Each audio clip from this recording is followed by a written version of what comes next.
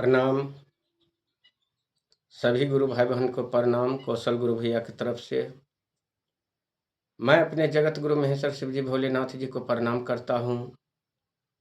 हे महेश्वर शिव जी, गुरुदेव महाराज मेरा प्रणाम स्वीकार करें। माता भवानी को प्रणाम करता हूँ, मेरा प्रणाम स्वीकार करें। तीन सूत्र के दाता साहब हरिनंदरानंद भैया जी को प्रणाम करता हूँ, मेरा प्रणाम स्वीकार करें। और सती रूपा माता नीलमानंद जी को प्रणाम करता हूँ, मेरा प्रणाम स्वीकार करें। और जितने भी गुरु भाई बहन सब फेसबुक लाइव से जुड़े हुए हैं सभी को कौशल गुरु भैया की तरफ से प्रणाम स्वीकार करें, प्रणाम स्वीकार करें, प्रणाम स्वीकार करें। आइए आज अररिया जिला से संदीप गुरु है, रीना गुरु बहन, पार्वती गुरु बहन, सुलोचना गुरु बहन और उस गांव के सभी गुरु भाई बहन सब हमारे पास एक मैसेज भेजा है कि गुरु भैया जब से हम शिव का शीश बने हैं लेकिन हमारे ऊपर में मुसीबत, जो भी मुसीबत पहले था वो था ही, बढ़ रहे हैं लेकिन कम नहीं हो रहा है। देखिए, उन गुरु भाई बहन से हम कहना चाहते हैं कि इस युग में धर्म का फल पीछे है और कुकर्म का फल आगे है। अगर आप धर्म करोगे तो आगे में कांटे ही कांटे मिलेगा। अगर उन कांटे को आप पार कर जाओगे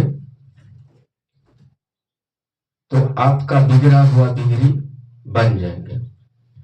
अगर कांटे को आप पार नहीं करोगे, घबरा जाओगे, फिर तो आपकी नैया डूब गई।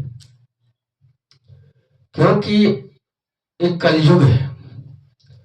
कलयुग में 3 पहर काल का पहरा होता है और 1 पहर महाकाल का पहरा होता है। लेकिन जो काल से डर गए वो बेड़ा पार नहीं होंगे। जैसे मान लो किसी के घर में बीमारी है तो बीमारी से लड़ने के लिए डॉक्टर के पास दवा कराना पड़ता है, फिर वो बीमारी ठीक होते हैं। अगर डॉक्टर से दवा नहीं कराएंगे तो बीमारी ठीक नहीं होगा, कभी बढ़ते जाएंगे और आगे चल करके उससे बहुत बड़ा हानि या नुकसान पहुंचेगा। तो इसीलिए कि समय किसी का नहीं हुआ है और न होगा, तो आप लोग घबराइए नहीं। साहब का दिया हुआ 3 सूत्र का पालन कीजिए कि हे शिव गुरु, आप मेरे गुरु हो, मैं आपका शिष्य हूं या शिष्या हूं, मुझ पर दया कर दीजिए। पहला सूत्र हुआ। दूसरा सूत्र हुआ, जैसे अभी हम आप लोगों को ऑनलाइन चर्चा सुना रहे हैं, ये दूसरा सूत्र हुआ। 3 सूत्र हुआ, नमः शिवाय से गुरु को प्रणाम करना। 1 माला का जाप सुबह, 1 माला का जाप शाम, और मन ही मन तो नमः शिवाय करते रहो जब भी काम करते हो। और समय से लड़ना पड़ेगा। समय से अगर नहीं लड़ोगे तो कामयाबी नहीं बनोगे। इसीलिए समय से आपको लड़ना पड़ेगा। लड़ते रहो, काल से लड़ते रहो। काल से लड़ते लड़ते लड़ते लड़ते आप खुद सोचो कि काल का विजय कभी नहीं होता है। काल पीछे हो जाते हैं लड़ते लड़ते, और सच्चाई आगे हो जाते हैं। लेकिन तत्काल के लिए, थोड़ी देर के लिए देर है। अभी जो है एक छोटी सी आप लोगों के सामने में एक कहानी सुनाते हैं। एक महादेव का शिष्य, बहुत बड़ा भक्त था। वो अपने भक्ति पर अटल थे और सच्चाई पर अटल थे। एक मालिक में वो काम करते थे और उस मालिक से 500 रुपया लिया था। तो 500 रुपया लिया तो बेचारा का काम बन गए, और काम बनने के बाद में वो पैसा उस मालिक को लौटा दिया। लेकिन मालिक बेईमान गद्दार आदमी, उसके ऊपर में वो पैसा लिखे रह गए।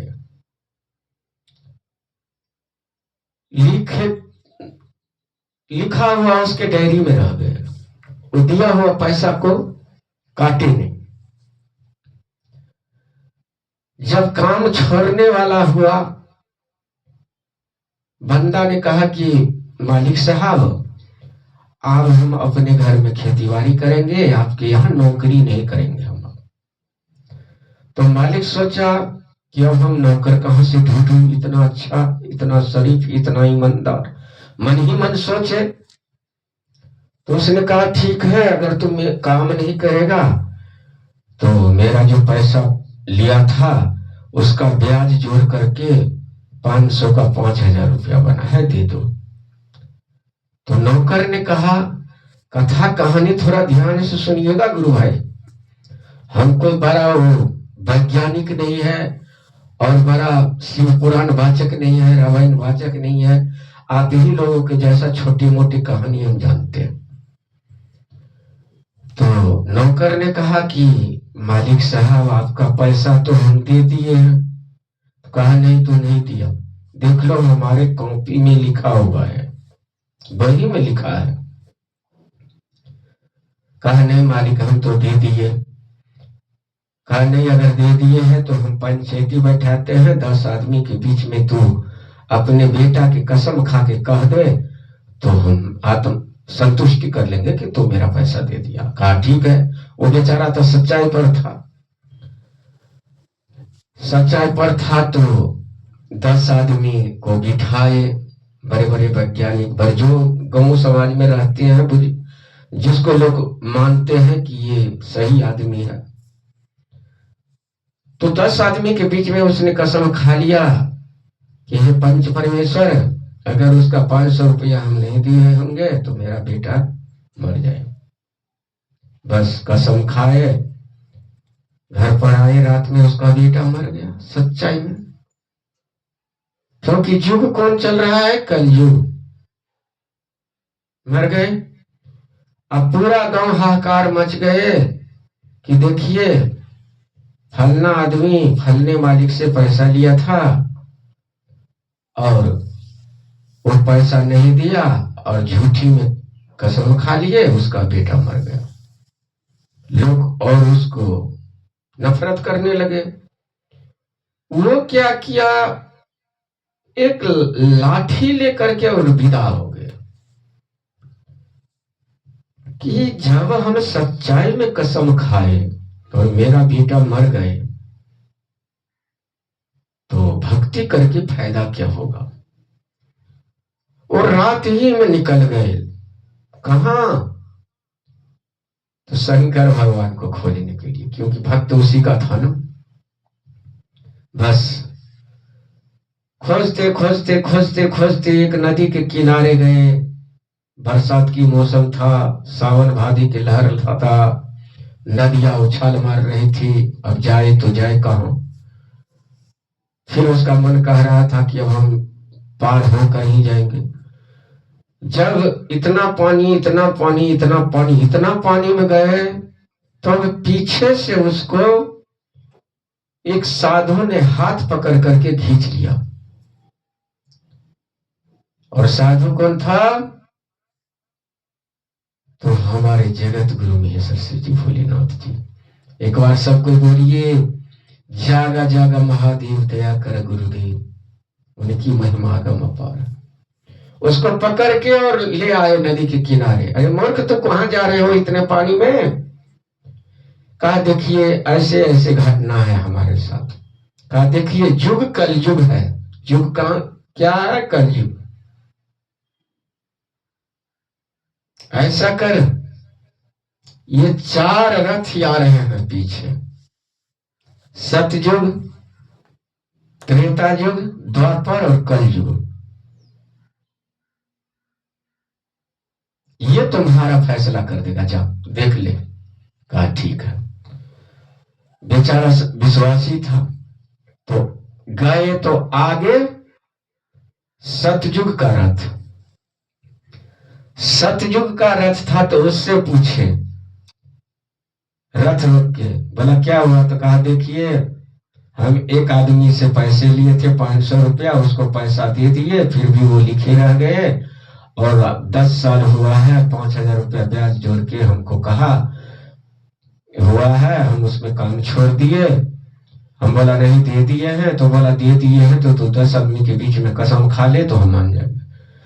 तो हम जब सच्चाई में कसम खा लिए और मेरा बेटा मर गया, तो इसका क्या फायदा धर्म का ये फैसला वो पीछे देख, हमसे पीछे रथ आ रहा है। त्रेता युग, उससे पूछे तो वो बोला देखो हमसे पीछे रथ आ रहा है। द्वापर, उससे पूछ, उससे भी पूछे तो बोला देखो भाई हम लोग का फैसला नहीं है, ये पीछे कलयुग का रथ आ रहा है, सबसे छोटा है ये कलयुग। उससे पूछो, उसी का युग है। क्योंकि जिसके चार्ज में जो समय रहता है उसी का चार्ज चलता है, और उसी का बहस चलता है, और उसी का फैसला चलता है। जैसे हमारे सबके गांव भर में जिसको मैंजन बना दिया तो जो फैसला करेगा वही करेगा, जवार है तो जो फैसला करेगा वही करेगा, सरपंच जो फैसला करेगा वही होगा, मुखिया जो फैसला करेगा वही होगा, वार्ड सदस्य जो फैसला करेगा वही होगा, पंच जो फैसला करेगा वही होगा। तो कलयुग का पहरेदारी है भाई, जाओ उससे फैसला करो। कलयुग के पास गया, कलयुग को सुनाया ऐसे ऐसे कीर्तन। तो कलयुग ने कहा देखो हमारे युग में सच्चाई नहीं है, सच्चाई बाद में है, पहले झूठ आया है, तो गलत कर दिया। कहा कैसे गलत कर दिया महाराज? कहा देखिए गलत ऐसे कर दिया, देखिए वीडियो लंबा होने जा रहा है, हम शॉर्टकट में कहते हैं। गलत तो ऐसे कर दिया कि तू जा, तुम्हारा बेटा कहाँ है? बोला घर में है, सोया पड़ा होगा, मरा पड़ा हुआ है। कहा तू जा। फिर जितने पंच था पूरा गांव मोहल्ला ढोलो दिया कि पंच बिठा, और उसके बीच में कहना कि देखिए मेरा बेटा इस कारण मर गए कि हमको कहने में गलती हो गया। सो तुम जब सब पंच बैठ जाएंगे तो तू ये कहना कि हे पंच भगवान हमको कहने में गलती हो गया, सच्चाई बात आओ हम बोलते हैं कि इसका 500 रुपया का हमने 25,000 रुपया दिए। अगर 25,000 रुपया नहीं दिए होंगे तो मेरा बेटा मरे रहेगा, अगर 25,000 रुपया उसको हम दे दिए होंगे 500 का बदला 25,000 तो मेरा बेटा जिंदा हो जाएगा। बोला जा जिंदा हो जाएगा, झूठ बोल दे तू। बस गए, और लोगों तो वहां लाठी लेके खड़ा था कि ये लाश छोड़ करके कहां गया, मरा हुआ इंसान को छोड़ करके, जब भी आएंगे उसको टांगे तोड़। बस आए तो लोग तो हाहाकार मच गया, ये आए पकड़ो इसको मारो पीटो, भूत को घर में रख करके ये घूम रहा है। तो कहा भैया मेरा एक वचन सुन लो, फिर हमें जो करना होगा करना। बोला क्या? बोल रे, बोल क्या कहना है? तो सब किस्म का आदमी होता है ना। लोग कोई कहा कि अरे यार इसका कम से कम सुन तो लो ये क्या कह रहा है। तो कहा देखिए भैया सब तो जमा था ही, हाहाकार मचा हुआ था कि फलना कसम खाए बेटा मर गया। कहा देखिए भाई हमको कहने में गलती हो गया, हम उसको, हे पंच भगवान, हम उसको 500 के बदला में अगर 25,000 रुपया नहीं दिया होगा, नहीं दिए होंगे हम उसको, तो ये मरा हुआ बेटा मरे रहेगा। नहीं 25,000 रुपया हम उसको दे दिए हैं तो मेरा बेटा जिंदा हो जाएंगे। यही कहना था मेरा, हम कहने में भूल गए। बस पंच सब कहा कि देखते रहे इसका बेटा जिंदा हुआ कि मरा है। गए घर तो उसका बेटा दौड़े आ रहे थे कि पापा चलो लो खाना खा लो। तो देखिए अभी झूठा का दुनिया है, सच्चाई में सबके साथी, बुराई में न कोई। तो भाइयों झूठ मत बोलो, सच्चाई पर रहो, सच्चाई का परीक्षा कभी भी होंगे।